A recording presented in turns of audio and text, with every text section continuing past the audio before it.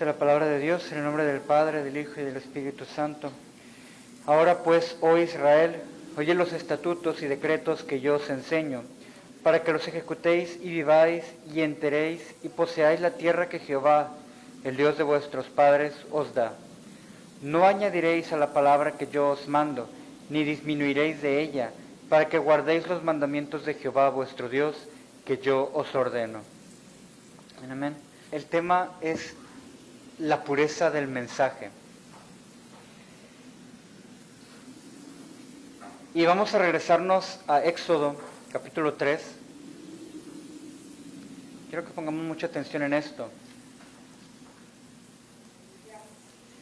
Éxodo capítulo 3, versículo 7. Dijo luego Jehová a Moisés: bien he visto la aflicción de mi pueblo que está en Egipto, y he oído su clamor a causa de sus exactores, pues he conocido sus angustias, y he descendido para librarlos de mano de los egipcios, y sacarlos de aquella tierra, a una tierra buena y ancha, a tierra que fluye leche y miel, a los lugares del cananeo, del eteo, del amorreo, del fereceo, del jebeo y del jebuseo. El clamor pues de los hijos de Israel ha venido delante de mí, y también he visto la opresión con que los egipcios los oprimen. Ven por tanto ahora, y te enviaré a Faraón, para que saquen de Egipto a mi pueblo, los hijos de Israel, dice la palabra de Dios. Aquí el Señor le comparte a Moisés, ya le habíamos hablado anteriormente, le comparte a Moisés cuál es su plan. Le dice a Moisés: este es mi plan para salvar a los hijos de Israel. Diríamos en palabras más modernas, este es mi plan de salvación. Y nos podríamos preguntar, ¿cuál es el plan de salvación actualmente? ¿Cuál sería el plan de salvación en este momento? El plan de salvación de Dios ha sido revelado continuamente desde el Génesis. Desde el Génesis, y se ha ido concretando hasta nuestros días. Podríamos decir que actualmente el plan de salvación sería Juan 3:16, podríamos decirlo de esa manera. Porque tanto amó Dios al mundo que envió a su único Hijo para que todo aquel que en él crea no se pierda, mas tenga vida eterna. Y los versículos posteriores. Pero en los tiempos de Moisés, el plan de salvación era Éxodo 3:7. Ese era el plan de salvación. Para el pueblo de Israel ese era el plan importante, ese era lo importante del plan de salvación. Y es fácil, porque literalmente es fácil asumir que este era el plan de salvación, porque básicamente es eso lo que está haciendo, está salvando a Israel de Egipto. Es algo muy fácil de predecir, ¿no? Y nos podemos encontrar, si leemos la Biblia constantemente, diferentes planes de salvación. Y pongo entre comillas, porque esos planes de salvación no son más que bosquejos o prototipos o pequeños vislumbros del plan de salvación que era la venida de Cristo. Ese es el plan de salvación, es el plan maestro.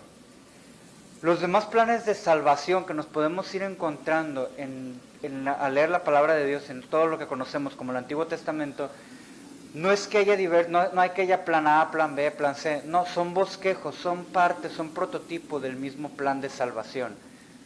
Para poder llegar a construir una gran casa, nosotros necesitamos planos. Y esos planos a veces están hechos de pequeños planos, porque cada parte, cada zona necesita una planeación. Cuando estuve estudiando la carrera de Ciencias Computacionales, tenías estos programas grandes que tenías que realizar, pero lo que nos decían los maestros era: desarrolla módulo por módulo y ve conectándolos poquito a poquito.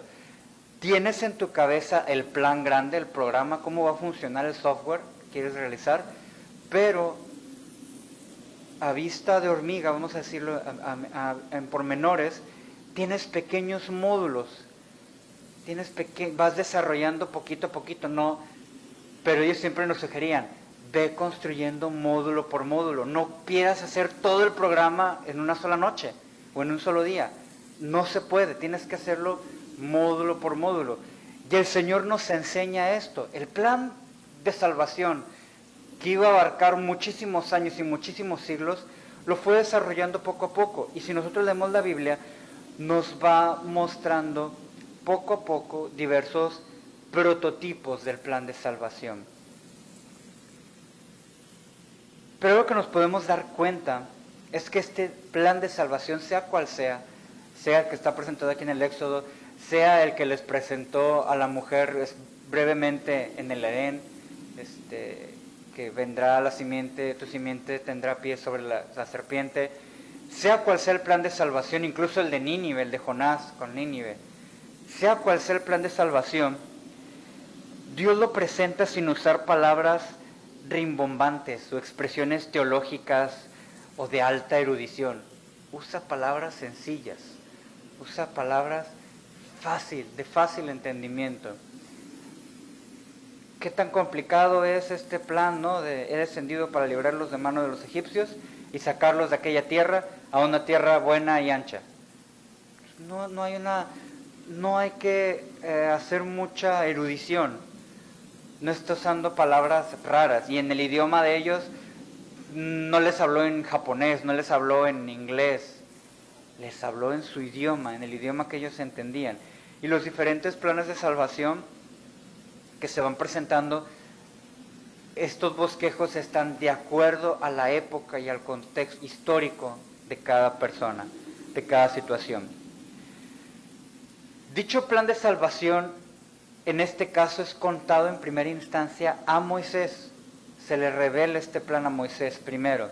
Y Dios, al enviarlo a Moisés, le pide que les diga exactamente la misma idea. Que Dios ha sido testigo de la opresión y ha venido a salvarlos.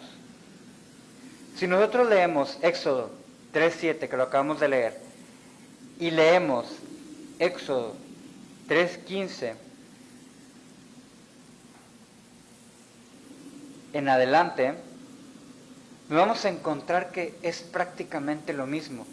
Primero le dice a Moisés, en Éxodo 3:7 le dice, yo he visto la opresión de mi pueblo y yo los voy a sacar. Pero luego en 3:15 les dice, así dirás, 3:16, vamos al 16, ve y reúne a los ancianos de Israel y diles, Jehová, el Dios de vuestros padres, el Dios de Abraham, el Dios de Isaac y de Jacob, me apareció diciendo, en verdad os he visitado y he visto lo que se os hace en Egipto. Y he dicho, ¿quién? Dios. Yo os sacaré de la aflicción de Egipto, la tierra del Cananeo, del Eteo, del Amorreo, del Fereceo, del Jebeo y del Jebuseo, a una tierra que fluye leche y miel. Es el mismo plan que le dijo a Moisés, le dice, ve y cuéntaselos a ellos. No le añade ninguna tribu de los pueblos vecinos, ni le quita ninguna tribu. Les dice exactamente lo mismo. Yo los voy a llevar a un lugar que emana leche y miel. La revelación del plan de salvación no es una revelación privilegiada, mística, esotérica que solo conocen algunos y que se necesitan ciertos estudios teológicos para poder comprenderla. Es por el contrario algo sencillo, habitual y común, de tal manera que todos lo podamos entender. Más aún,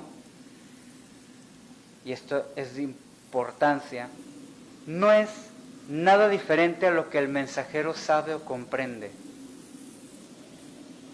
El mismo plan que Dios le dice a Moisés, Dios le dice que vaya y se lo diga a los demás. No es una revelación ajena a esta persona. ¿Qué es lo que le dijo Jonás que fue a predicar a Nínive? Que se iba a destruir la ciudad. No le dijo nada nuevo. O sea, le dijo el mismo plan. No hubo ahí esta palabra que muchos gente mística y esotérica les gusta utilizar, no hubo una posesión espiritual en la cual Moisés vislumbró otra cosa y el Espíritu de Dios lo poseyó y entonces empezó a hablar algo y Moisés no supo ni qué dijo porque fue el Espíritu que lo poseyó. No, el plan de salvación, Dios le dijo a Moisés, básicamente confió en su memoria, les vas a decir esto, este es el recado: 1 litro de leche y 3 kilos de huevo. Punto. No hay otra cosa. Es todo lo que van a ocupar. Yo los voy a sacar de ahí. Estas palabras eran claras para Moisés. Él sabía la historia. Y lo serían con mayor razón para el pueblo y con mayor razón para los ancianos, porque Dios le dice que vaya con los ancianos.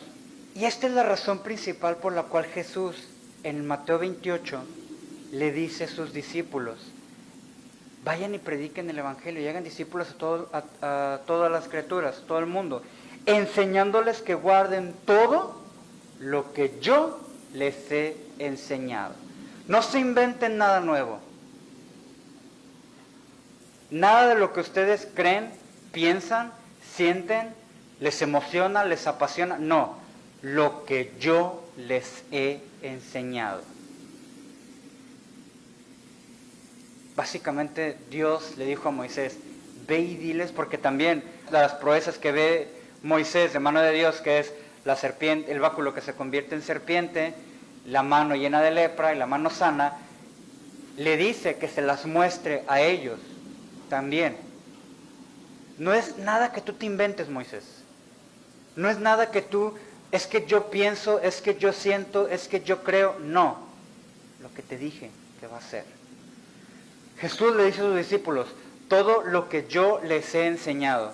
Y esto lo compartíamos cuando recién empezó la pandemia el año pasado, viendo este pasaje de Mateo 7, que a veces los cristianos pasamos nuestra vida predicando el Evangelio, hablando de cosas que ni siquiera están en la Biblia, y pensamos que es palabra de Dios. ¿Cuántos cristianos no pierden su tiempo discutiendo, tratando de evangelizar? Y digo tratando porque no lo hacen, tratando de evangelizar, discutiendo sobre si la Navidad es bíblica o no es bíblica. Jesús ni siquiera enseñó sobre su nacimiento. Eso lo hicieron los apóstoles para edificar a la iglesia. ¿Qué fue lo que enseñó Jesús? Jesús dice: vayan y enséñenle lo que yo les he enseñado.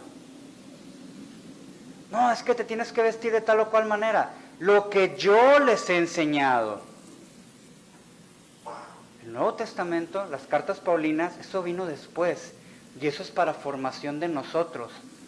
Pero eso no es lo que vamos a hacer discípulos. Digamos que lo que enseñó Jesús, no todo el Evangelio, sino lo que enseñó Jesús, es el curso introductorio para el discipulado.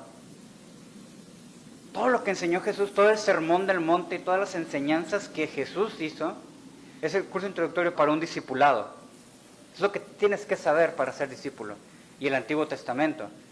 Es lo que tienes que saber para ser un discípulo de Jesús. Saber que ese plan de salvación se concretó en Jesús. Las cartas de Pablo y las cartas que le llaman las cartas cristianas, las cartas a las iglesias y el Apocalipsis, ese es el curso de profundización. Y los milagros de Jesús, eso ya es curso de profundización.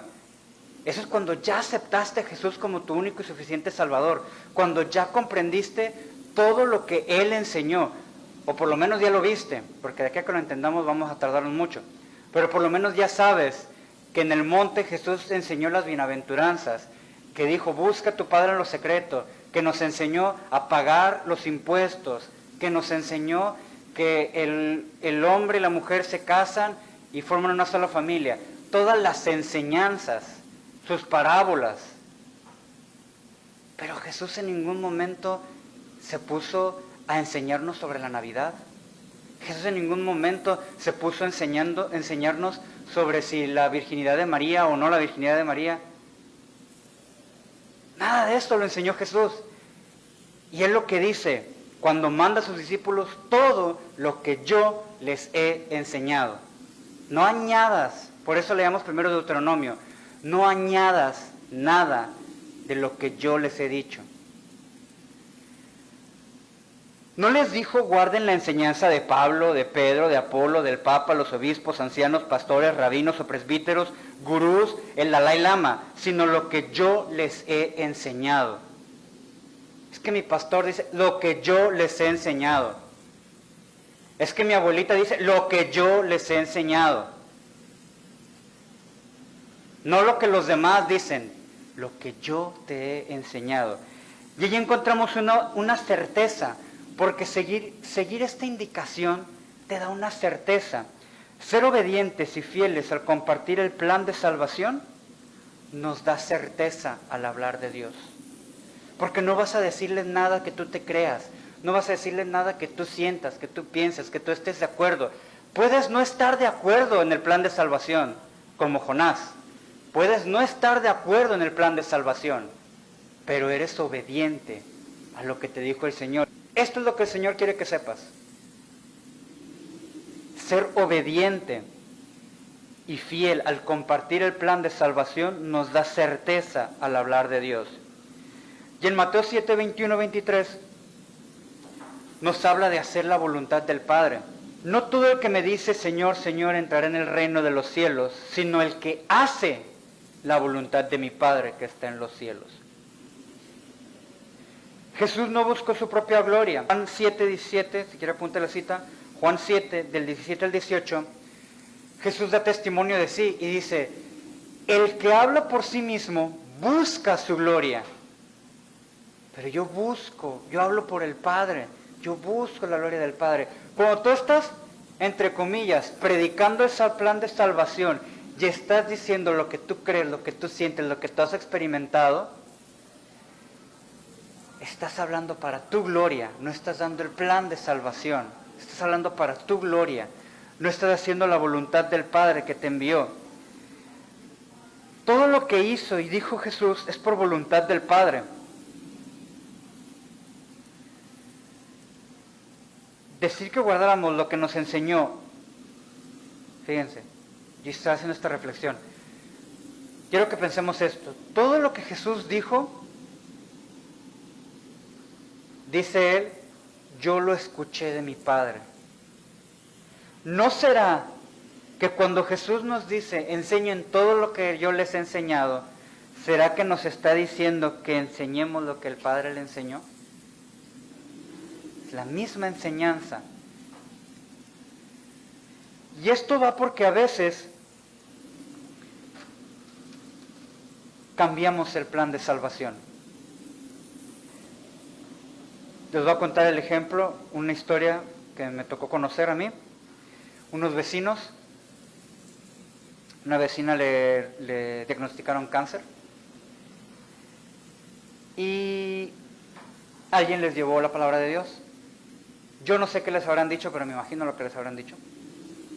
Cuando se convirtieron, cristianismo, se convirtieron a Cristo, entre comillas, ya se imaginaron lo que pasó después. La hija se casó, la hija y sus hijos pertenecen a una iglesia, pero cuando mi vecina se curó de cáncer, volvieron a la iglesia católica. Ya no se ha enfermado, gracias a Dios, pero volvieron a la iglesia católica. Dejaron el camino. ¿Por qué? Porque lo más probable es que al presentarles el plan de salvación le dijeron, tú vas a ser sana. Si tú quieres ser sana, cree en Cristo. Si tú quieres que tu matrimonio se salva, ven a Cristo. Si tú quieres que tu paciente, que su pariente sea sano, ven a Cristo. Si tú quieres que tu hijo deje los malos caminos, ven a Cristo. Ese no es el plan de salvación. Porque si al Señor, en su voluntad y en su plan, le place que tu hijo muera, te vas a ir de la iglesia. Si en el plan y en la voluntad de Dios al Señor le place que ese matrimonio se fracture, porque ese matrimonio desde que empezó estaba mal, se va a fracturar. ¿Y qué vas a hacer? Te vas a alejar. Porque lo que te atrajo fue la promesa de bendición, la promesa de prosperidad, de que el Señor está para sanar toda tu vida. Y el plan de salvación es, mira, tú y yo somos pecadores. Tu matrimonio está mal porque somos pecadores. Tu pariente está enfermo porque somos pecadores. Pero ¿sabes qué? Tanto amó Dios al mundo que envió a su único Hijo para que todos fuéramos salvos. No es que tu matrimonio se va a salvar. No es que tu hijo va a encontrar al Señor. No es que todo te va a sonreír. Porque díganme si a toda la vida, desde que están en el Señor, todo les ha sonreído y les ha pasado como miel sobre hojuelas. Claro que no, todos hemos tenido nuestros problemas, todos hemos tenido nuestras luchas, grandes y pequeños, cada quien en su propio campo de batalla. ¿Y cuántos no se han dado para atrás porque, ay, es que batallo mucho? Porque les prometieron que todo iba a ser color de rosa. Porque les dijeron que llegara el Señor te iba a quitar todos los problemas de la vida. Y no es cierto, ese no es el plan de salvación. ¿Qué les dijo Jehová a los israelitas? No adulteres este mensaje. No le quites y no le pongas a lo que yo te he mandado. No le añadas nada y no le quites. Le quitamos, como muchos predicadores, le quitan pasajes a la Biblia que no les gusta leer, pero le añaden prosperidad, y le añaden salud, y le añaden buenos negocios, y le añaden matrimonios. Y a veces no va a pasar eso, porque ese no es el plan de salvación. A veces, otro error que cometemos al contar el plan de salvación es precisamente lo que les decía hace un momento. Les llegamos con el curso de profundización, cuando ni siquiera son discípulos. Le decimos, no te preocupes, todo obra para bien para aquellos que aman al Señor, pero ni siquiera comprende qué es eso. Ni siquiera sabe que eso significa que aunque te vaya mal, todo obra para bien, porque amas a Dios, porque amas la voluntad de Dios. Ellos no lo ven así. Ellos dicen, todo obra para bien, me va a ir bien, siempre me va a ir bien, porque todo obra para bien. Y yo amo al Señor, todo obra para bien para aquel que ama al Señor. Yo amo al Señor, todo obra para bien, todo me va a ir bien. No, aunque te vaya mal, aunque estés encarcelado, como Pablo, que me encanta ese chiste, que dice que cuando Pablo llegaba a una ciudad no preguntaba por el mejor pueblo, o como dice la palabra, no preguntaba por un justo para hospedarse en su casa, sino que preguntaba cuáles eran las condiciones de la cárcel, porque ya sabía que se le iba a pasar en la cárcel un buen rato. Pero Pablo decía, todo obra para bien. Todo obra para bien. A veces llegamos y les platicamos lo que dice en Hebreos, lo que dice en Efesios, lo que dice en Gálatas, lo que dice en Colosenses, en Corintios. No lo entienden. Y el mismo Pablo dice, esto es locura para el que se pierde. Y nos dice también en Romanos, la carne no puede discernir lo espiritual. ¿Qué nos dijo Jesús que predicáramos, que enseñáramos? Primero, lo que Él nos enseñó, lo que Él nos mandó. ¿De qué nos habla la palabra de Dios, de Cristo? ¿De qué trata el plan de salvación de Cristo? ¿O habla de cómo tener un matrimonio bueno, próspero y feliz? ¿De cómo alcanzar abundancia económica? ¿De cómo ser buenos hijos, padres, hermanos, esposos? Nos habla de Cristo. No habla de nada de eso. Todo lo demás es por añadidura. Entonces, ¿por qué predicamos todo lo demás en lugar de predicar a Cristo? Y vemos a alguien en problemas de matrimonio, o en problemas de negocios, o en problemas de lo que usted guste y mande con los hijos, ¿y qué le decimos? Ven el Señor te puede ayudar. Ese no es el plan de salvación. Esto te está pasando porque vivimos en un mundo de pecado. Porque somos pecadores, porque tú y yo vamos a fallar. ¿Por qué? Porque somos pecadores. Pero ¿sabes quién? Hay alguien que te está ofreciendo una salida. La vida va a seguir igual de dura. En el mundo tendréis aflicciones. ¿Quién lo dijo? Jesús, lo enseñó Él. En el mundo tendréis aflicciones. Pero Él dijo, yo he vencido al mundo. Si tú lo recibes en tu corazón, a pesar de las aflicciones, todo obra para bien. Ya es un complemento. Cristo es el centro y todo gira alrededor de Él. No puedes tú llegar a Romanos o Efesios a comprender todo eso si no has llegado con Cristo. En el libro El progreso del peregrino hay partes que son muy ciertas. Cada que llega a una nueva región, lo recibe un portero. No puedes pasar si no has pasado por esto. Tú no puedes llegar a esto si no has experimentado esto otro. En una parte que llega, le dicen, antes de que pases, te van a hacer una entrevista. Estas doncellas van a hablar contigo. Y si estas doncellas te encuentran que eres apto para pasar, te presentamos al resto de la familia. Pero si estas doncellas no te encuentran apto para pasar, vas para atrás.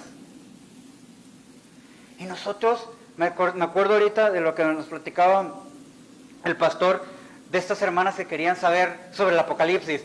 No has leído Mateo, no has leído Juan, no has leído Lucas, no has leído Marcos, no has comprendido las enseñanzas del Señor. No te estoy diciendo Génesis, no te estoy hablando de que leas el primer libro de los Reyes o el segundo libro de los Reyes, no, los 4 evangelios. No los has leído, no has comprendido todo lo que Él nos enseñó. Porque, seamos honestos, todo lo que dice Pablo no se lo dice a los no creyentes, se lo dice a los creyentes. Yo me ponía a pensar hoy en la mañana, mientras estaba en las librerías cristianas, te deberían de vender solamente los 4 evangelios. Solamente los 4 evangelios. Llegas a una iglesia, pasas el curso, por así decirlo, de introducción, y la iglesia se encargada, mira, aquí están las cartas de Pablo, aquí están las cartas de Romanos, aquí están las cartas de los Hebreos, aquí está todo lo demás. Ya pasaste el curso de introductorio, vamos a la capacitación profunda. Aquí está el Antiguo Testamento, para que veas de dónde vino el Señor.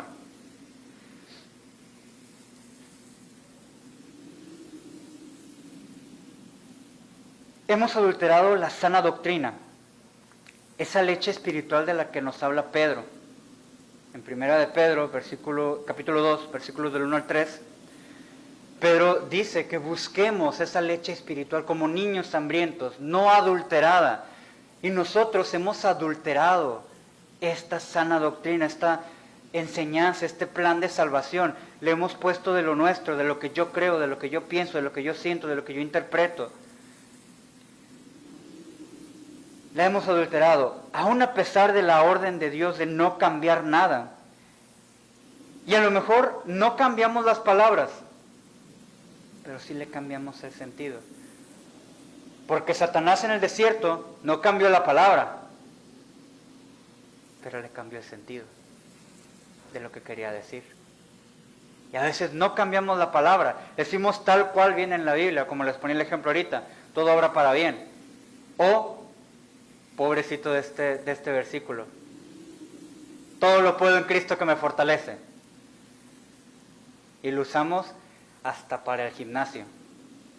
Deportistas, hay una marca de tenis, hay un deportista cristiano, tiene una serie de tenis que se llama así, Filipenses 4:13, creo que ahí se llama 4:13.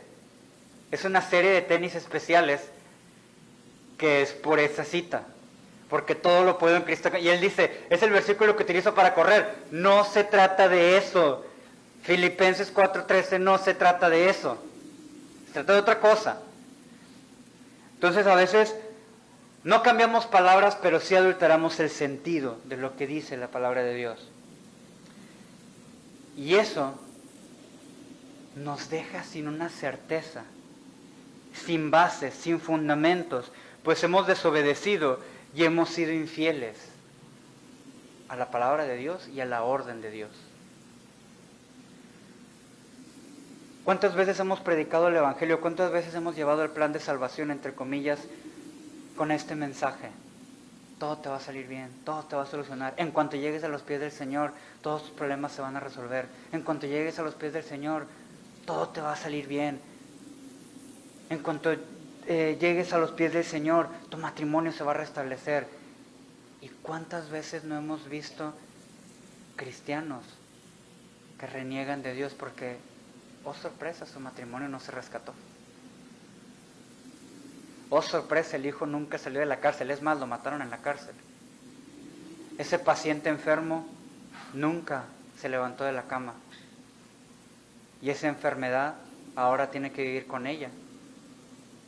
Porque también se le dio el mal consejo de no ir con ningún médico.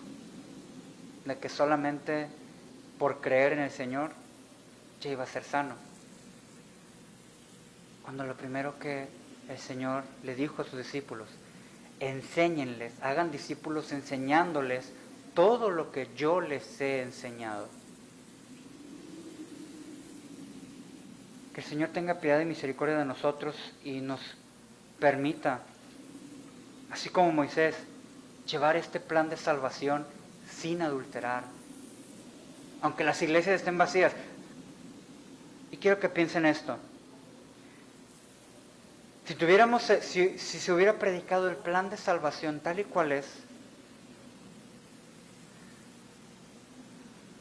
¿cuántos cristianos habría en las iglesias en el mundo?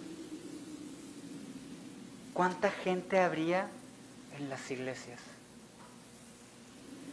Si realmente se predicara el plan de salvación de esta manera, tú y yo somos pecadores, somos lo peorcito del mundo, pero hay un Dios que te ama, en lugar de todo te va a ir bien, ¿cuánta gente habría en las iglesias?